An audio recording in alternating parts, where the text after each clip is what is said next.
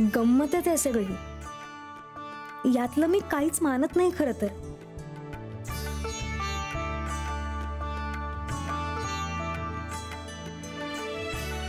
मला वाटलं होतं हे करायला मला अजिबात आवडणार नाही, पण असं काहीच नाहीये.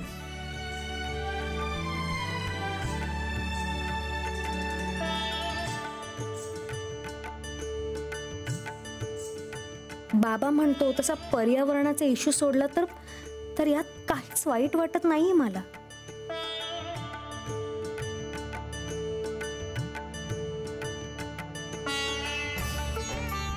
अगदी छान वाटतंय. हा दादांनी सांगितलेल्या गोष्टीचा परिणाम आहे का? मला खरं वाटलंय का हे सगळं? का आवडलंय? मी वासूसाठी काहीतरी करते, तेही थोडं आउट ऑफ द वे जाऊन, थोडं वेगळं, जे मी आधी कधीच केलं नाहीये असं काहीतरी. मी वासूसाठी काहीतरी करते ना, याचा आनंद जास्त होतोय आज मला.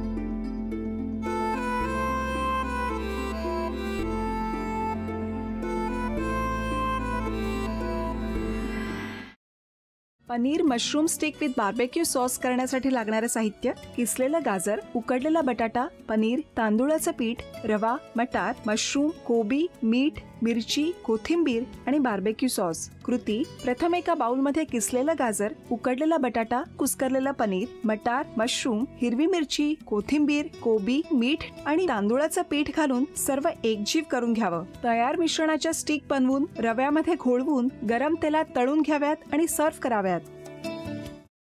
मामी, कोणता भक्त हाक मारतो आहे? ध्यानात इतके मग्न आहात. बाणाईला भेट घ्यायची आहे देवी. वाटलंच मला. ही अस्वस्थ असणं स्वाभाविकच आहे. तिच्या दृष्टीने हे सारंच गोंधळून टाकणार आहे.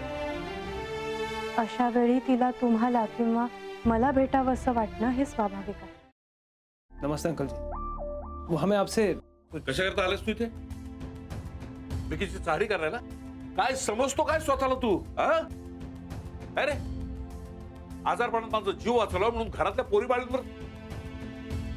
अरे कुठून कुठून येता तुम्ही? नाही ते उद्योग धंदे करता इथं. खपवून घेणार नाही मी सांगतो तुला. मी फार वाईट माणूस आहे, लक्षात ठेव. पोलिसात देणार होतो तुला.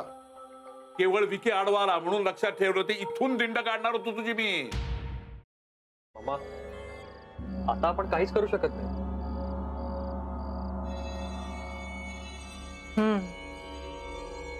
पण आर्चिस, हे असं कसं शक्य आहे?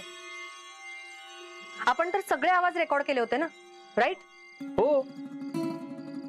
मग हे असे कोणते आवाज रेकॉर्ड झाले जे आपल्याला ऐकूच आले नाहीत? I mean, how can it be possible?